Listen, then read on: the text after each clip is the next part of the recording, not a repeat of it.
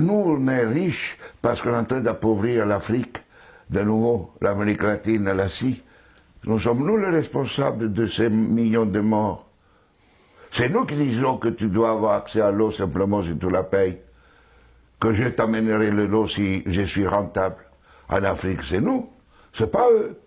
Eux, ils étaient capables de le faire en communauté. Et donc, à l'heure actuelle, il faut se dire que les guerres qu'on est en train de faire, c'est quoi? C'est parce qu'ils nous ont attaqués. Qui? Quand Sarkozy a bombardé la Libye, aucun Libyen n'avait attaqué la France. La France n'avait pas été bombardée par personne. Et nous, et quand les Américains ont bombardé Bagdad ou l'Irak, parce que c'était l'ennemi du mal, donc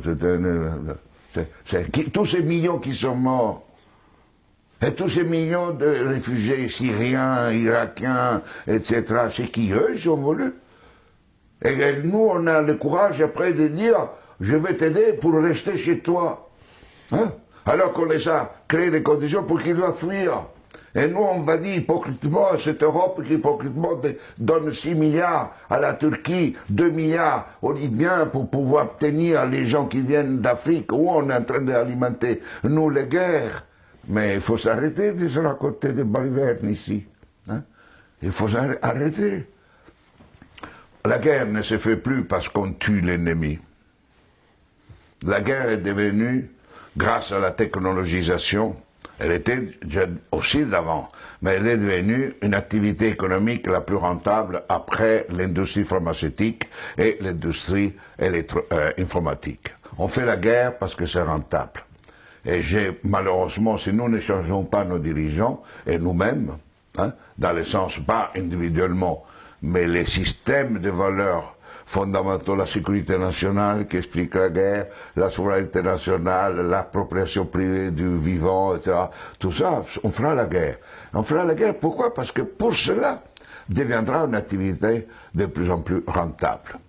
D'ici quelques années, si vous éliminez la guerre, le PIB mondial chutera, d'après le système dominant.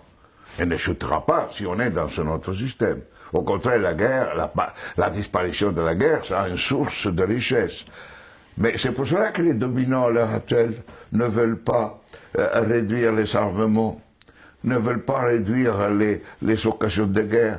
Parce qu'imaginez-vous la France sans la guerre. Que serait comme économie? Imaginez-vous les États-Unis sans guerre, deviendraient les pauvres. Dans des économies pauvres. Donc aujourd'hui, on est entré dans une phase où on fait la guerre parce que c'est rentable. Et vous n'aurez aucun dirigeant actuel du monde qui arrêtera la guerre, parce qu'il sera crucifié, parce qu'il sera lapidé, parce qu'il va contre la logique. La guerre fait augmenter le PIB mondial. La guerre permet la croissance économique. Et on suppose que si on fait la guerre, on augmente la création d'emplois chez nous, non?